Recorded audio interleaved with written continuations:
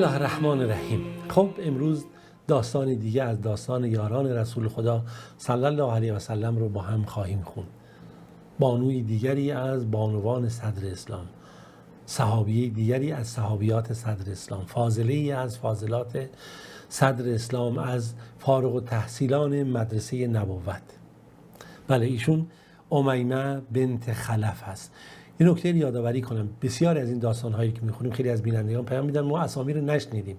واقعا مشکل از این هست که ما از اون پتانسیل دعوت خودمون در مساجد، مدارس دینی، حداقل در دعوت دینی، برای فهم تاریخ اسلامی، شناخت حداقل صدر اسلام، عصر پیامبر صلی الله علیه و آله استفاده نکردیم.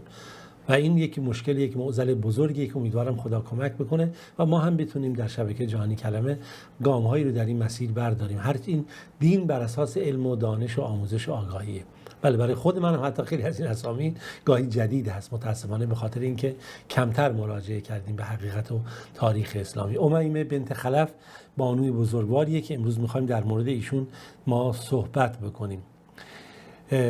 نگاه کنید، قبل از اینکه بخوایم مطلبی رو ذکر کنیم، صحبت از یک خواب مبارک هست.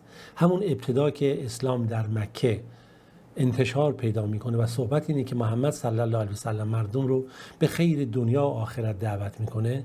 امیمه بنت خلف ابن اسعد خزاعی، خوب داشته باشید، میگه که ایمان در همون اول در قلب ایشون اومد، در زندگیش اومد. به خاطر چی؟ به خاطر اینکه همسر ایشون، ببین همسرش کیه؟ خالد ابن سعید ابن عاص.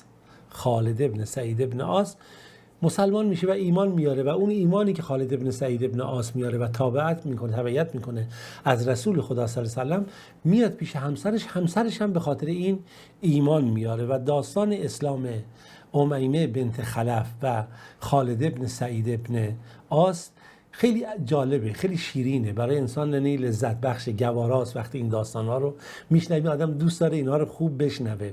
ماجرا از اینجا شروع میشه که خالد ابن سعید خواب میبینه. تو خواب میبینه که لب پرتگاهی قرار گرفته، که آتش خیلی بزرگ و عظیمی قرار گرفته و میخواد چیکار بشه که به طرف اون آتش جلوی پایین پرتگاه هست، خیلی آتش بزرگه و پدرش داره اون رو هل میده که این بیفته تو آتش. میگه یه دفعه دید که رسول خدا صلی الله علیه و سلم لباس ایشون رو گرفت و ایشون رو از آتش به شدت دور کرد. صبح که شد گفت قسم به خدا این خواب معمولی نبوده، این خواب حتما یک معنایی داره و یک مفهومی داره. خب ایشون با ابوبکر صدیق رضی الله عنه خیلی دوست بود، رفیق بود و ابوبکر هم شخصیت معروفی بود و معروف بود که اعبر الناس هست، یعنی بهترین فرد هست در تعبیر خواب. گفت میرم پیش ابوبکر تا خوابم رو تعبیر بکنه و حتما در این خواب یه خیری بوده. بعد ایشون میره پیش ابوبکر صدیق رضی الله عنه، میگه من یه همچین خوابی دیدم.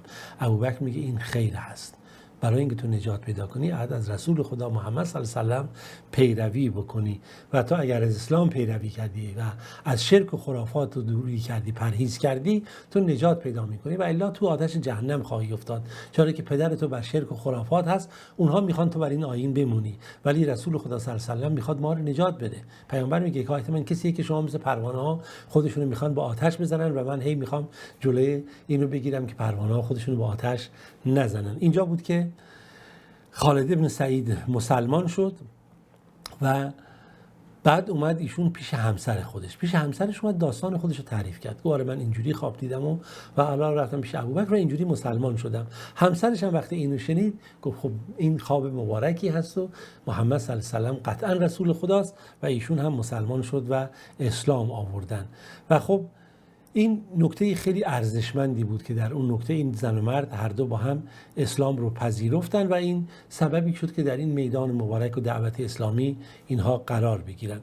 خب هم امیمه بنت خلف هم شوهرش خالد بن سعید از همون ابتدا که اسلام رو پذیرفتن طبیعتاً در اون دوران مکه سختی ها و رنج های زیادی رو به دنبال کشیدن. یعنی خیلی رنج شد.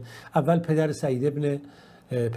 پدر خالد که سعید ابن عاص باشه خبر شد که پسرش مسلمان شده، سخت‌ترین شکنجه ها رو بر پسرش وارد کرد، میزد، فوشش میداد، برخوردهای وحشیانه حمله میکرد به فرزندش و اون رو مورد اذیت آزار قرار میداد و به بچه‌هاش میگفت با این حق نداری صحبت کنی. بچه‌شو برد، این خالد ابن سعید، خالد پسر خودشو، این سعید ابن عاص خالد رو برد جای زندانی کرد و گفت بهش غذا ندید، فلان نکنید. همینجوری همسر ایشون رو امیمه، فشارها خیلی زیاد بود.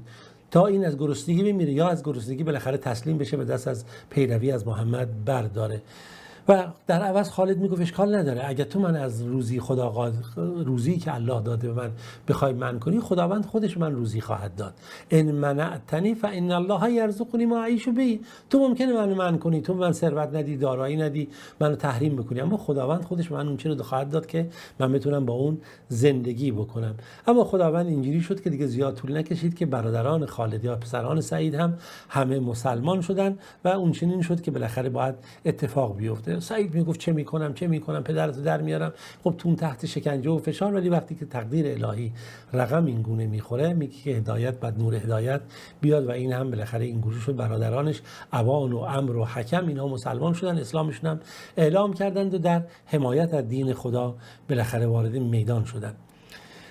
زمان شد بالاخره شد فشارها سنگین بود، لازم بود هجرت بکنن. اینجا بود که پیامبر خدا صلی الله علیه و سلم به خالد ابن سعید و همسرش امیمه نگو شما هم هجرت کنید برید تا از این فشار خلاص بشه، چرا که در شرایط خیلی بدی بودن و خالد سعی میکرد خودش رو حتی اطراف مکه پنهان بکنه و اینها رفتن به حبشه. وقتی که به حبشه رسیدن دیگه به جز اولین طلیع دارانی بودن که اینها هجرت کردن و به حبشه رفتن. نیا کنید من یه نکته رو در مورد سعید ابن عاص بگم، پدر خالد. این شخصیت معمولی در مکه نبود، اینقدر ایشون یعنی دارای عظمت و بزرگی در مکه بود که مثلا معروف بود میگفتن وقتی ایشون میخواد بره فرض کنید که عمره ای انجام بده یا کاری رو انجام بده، کسی انجام نمیداد تا این جلو نره مثلا، یا کاری رو یعنی براش یک احترام ویژه‌ای قرار میدن، کسی خودش رو جلوتر از اون قرار نمیداد. حالا این در بحث شعرا مواردی رو آوردن که دیگه من ضرورت نداره بخوام بگم، فقط خواستم بگم که ببینید چقدر این مهمه. خلاصه خداوند به اینها دختری هم داد، دختری داد به امیمه و خالد که به اینها فرزندی به دنیا آوردن که اون فرزند بعدها معروف شد به ام خالد. چجور باز خداوند به اون فرزندی داده بود که مادر خالد شد، یعنی اسم فرزند عمه بود، عمه بنت خالد، ولی بعدها به خاطر حالا داستان اون هم ان شاءالله خداوند فرصتی داد عمری در جلسات بعد با هم خواهیم خوند، شهرت پیدا کرد به ام خالد و خداوند خلاصه این برکت و خیر و نصیب اینها کرد. چند نفر دیگه از اصحاب پیامبر هم در اون دوران هجرت در حبشه خدا بهشون فرزندی رو داد.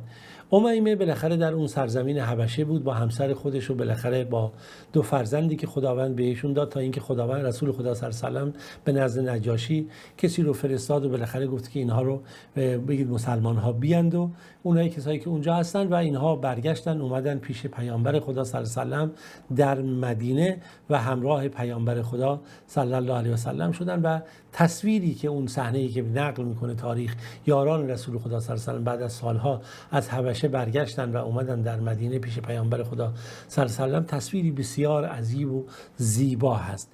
نکته‌ای که در اینجا وجود داره، مسلمانان بالاخره بعد از پیامبر خدا صلی الله علیه و سلم از خب زندگی ادامه داشت، پیامبر از یارانش راضی بودن، جنگی شد در سرزمین روم، بالاخره برای اینکه جلوی حملات رومی ها گرفته بشه سپاه اسلام به اون سرزمین رفت. خالد با همسرش امیمه خداحافظی کرد و بالاخره وارد صفوف جهاد شد. جالب اینجاست که ابوبکر به خاطر اهمیت و عظمت و محبتی که نسبت به خالد داشت و این نقشی بود که خب اینا نسبت به همدیگه صحابه داشتن، گفت نگاه کن ما دو لشکر داریم می‌نویسیم، دو تا فرمانده، یک فرمانده عمرو عاص هست، فرمانده دیگه شرحبیل ابن حسنه هست. عمرو عاص خب فامیل خالد ابن سعید بود، شرحبیل دوستش بود و در ایمان سبقت داشت نسبت به این بیشتر بود ایمانش، گفت با هر کدوم دوست داری بری. اینجا خالد ابن سعید چی میگه؟ میگه کنی پسر عموی من میگه که در قرابت یعنی عمرو عاص من نزدیکتره، اما نسبت به محبت دینی و ارتباط دینی بیشتری من با شرحبیل دارم و من ترجیح میدم که با شرحبیل همراه بشم. بالاخره در اون جنگ خالد ابن سعید به شهادت میرسه و خبر شهادت ایشون به همسرش میرسه و این زن مسلمان، زن مجاهده و صابره صبر میکنه، چرا که حقیقت اینها بود که میدونستن که انسان مرگش نزد خدا ثابته و شهادت بالاترین توفیقی که نصیب یک کسی میشه.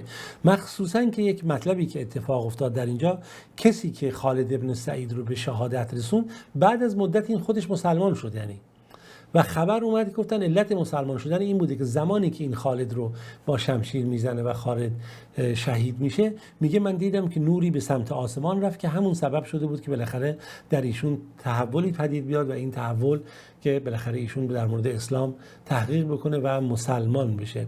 در مورد پایان زندگی امیمه بنت خلف در تاریخ کمتر مطلبی نقل شده، اما خب ایشون هم شاگردی از شاگردان رسول خدا و از شاگردان مدرسه نبوت بود و بهترین شخصی بود که خب میتونست در جز هم سابقین اولین بودن و هم همسر نیکی برای شوهر خودش خالد ابن سعید بود و هم الگویی برای همه مسلمانان تا قیام قیامت. تا فرصتی دیگه و داستان صحابی دیگه شما رو به خدای بزرگ میسپارم. خداوند یار و نگهدارتون.